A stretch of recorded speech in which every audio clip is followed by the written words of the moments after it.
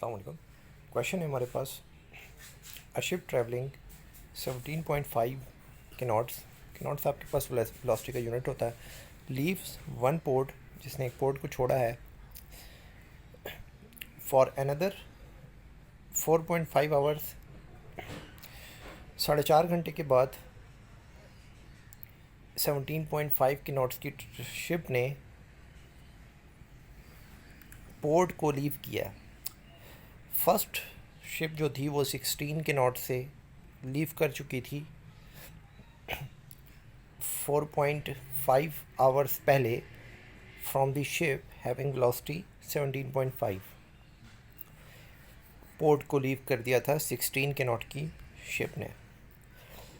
After how many hours, कितने घंटों के बाद और कितने डिस्टेंस के बाद, इटवर्ड डिस्टेंस फ्रॉम द पोर्ट से, विल द फर्स्ट शिप, पहली वाली शिप ओवरटेक करेगी दूसरी वाली शिप को जो कि स्लोअर है।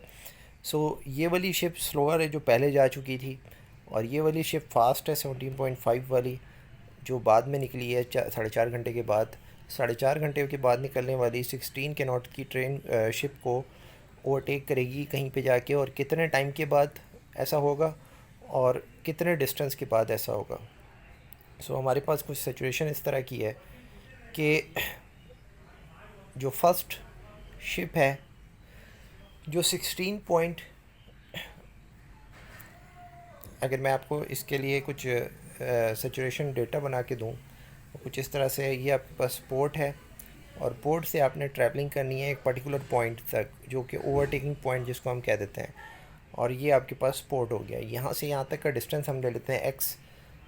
जो 16 के नॉट से जो शिप यहाँ से निकली थी 16 के नॉट से, जो कि इसकी वेलोसिटी है, उसने जो ट्रैवलिंग की है वो टी टाइम में की है प्लस 4.5 आवर में की है, राइट, यहाँ तक पहुँचने के लिए। और जो 17 के नॉट वाली जो है, उस 17 के नॉट वाली ने पोर्ट से यहाँ तक पहुँचने के लिए जो ट्रैवलिंग की है वो टी टाइम में की है, राइट।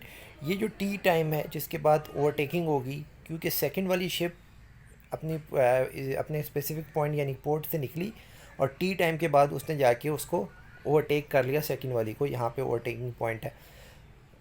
कितना डिस्टेंस ट्रैवल किया पोर्ट से, जितना भी डिस्टेंस हो सकता है ये हमने फाइंड करना है। लेकिन पहली वाली के लिए टाइम कितना है, टी प्लस 4.5। सो इस तरह से अब हम पहली वाली के लिए अगर S is equals to V T वाली इक्वेशन लगाएं, S is equals to V into T, ये आपके पास डिस्टेंस की इक्वेशन होती है जिसमें से डिस्टेंस हमने एक्स ले लिया और ये हमारी वेलोसिटी हो गई 16 और ये हमारा टाइम हो गया टी प्लस 4.5। दूसरे वाले के लिए अगर यही इक्वेशन हम यूज़ करें तो X is equals to V T के अकॉर्डिंग 17.5 इंटू टी, तो ये इक्वेशन बन गई। दोनों को आप साइमल्टेनियस इक्वल रखें क्योंकि दोनों में एक्स एक साइड पे आ रहा है। इसको जब हम सॉल्व करेंगे, जो सोल्यूशंस आपने की हुई हैं टी के लिए, ये सॉल्व होगी और टाइम आ जाएगा हमारे पास 48 आवर। यानी कि 48 आवर के बाद दोनों जो शिप्स होंगी वो ओवरटेकिंग करेंगी। और अब 48 आवर जो आंसर आया, इस आंसर को हम किसी भी एक क्वेश्चन के अंदर रख दें, तो हमने 17.5 के अंदर इसको रखा और एक्स का जो आंसर आएगा वो आएगा हमारे पास 840।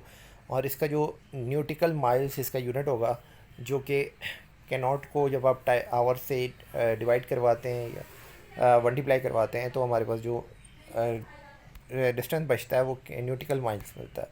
सो राइट, आई होप ये आपको क्वेश्चन समझ आया होगा। थैंक्स।